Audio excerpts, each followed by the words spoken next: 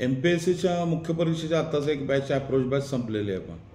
तर MPSCची तयारी करताना आत्ता साधारणतः नियोजन कसं असायला पाहिजे, तर 30 मेपर्यंत किंवा 1 जूनपर्यंत ऑप्शनल आणि एस एथिक्स संपवायला पाहिजे. तर त्याच्या दृष्टीनं मी पण प्लॅन केलं होतं. त्यातलं आत्ता एक इथिक्सचा आणि एसएचा क्रॅश कोर्स संपला. GSचं एक अप्रोच बॅच संपली.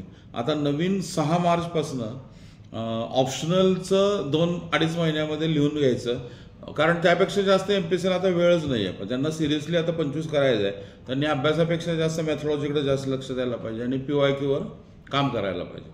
शेवटी ऑप्शनल हा डिसिसिव्ह आहे आणि एस एथिक्स डिसिसिव्ह आहे. त्यामुळे हे 1000 मार्क आहेत. हे 1000 मार्क तुमचे 1 तारखेच्या साधारणतः जूनपर्यंत, कारण ते प्री सुरू होईल तुमचं जून, जुलै, ऑगस्ट आणि पुढचे 28 दिवस जे आहेत.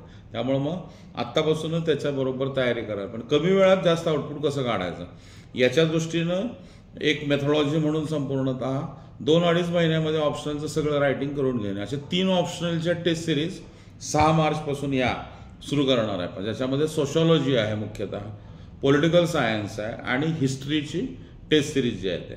त्यामुळे सोशॉलॉजीची टेस्ट सिरीज, हिस्ट्री ऑप्शनलची टेस्ट सिरीज, इतिहास जो आहे तो, समाजशास्त्र आणि मग राज्यशास्त्र जे PSIR पॉलिटिकल सायन्स जे आहेत की रिजनलमध्ये लिहिणारे, आपल्या मराठीत असणारे किंवा इंग्रजी कुठल्याही प्रकारचे ॲप्रोच बेसिक कसं करायला पाहिजे, हँडल कसं करायचं याची साधारणतः चर्चा होईल. आठवड्यातनं 2 तास साधारणतः त्याचं टेस्ट असेल आणि त्या पुढच्या आठवड्यामध्ये त्याच्यावर चर्चा असेल.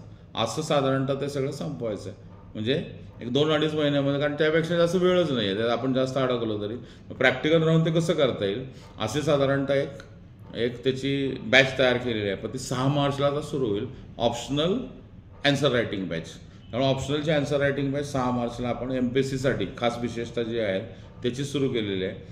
समाजशास्त्र, राज्यशास्त्र आणि हिस्ट्रीचा विचार जो आहे तो, याचे बाकी डिटेल तुम्हाला मार्गेकडे नंबरवर कॉन्टॅक्ट केला, मला कॉन्टॅक्ट केला तर सांगायचं फी स्ट्रक्चर कसं आहे किंवा एकूण किती टेस्ट असतील त्याचे बारकावे सगळे आपण मग भेटल्यावर बोलता येईल. पण इमिजिएटली सुरू करायला पाहिजे, इमिजिएटली ते प्रत्यक्ष कार्याला लागायला पाहिजे. त्याच्या दृष्टीनं 6 मार्चला ही बॅच सुरू होईल ऑप्शनल ॲन्सर रायटिंग बॅच.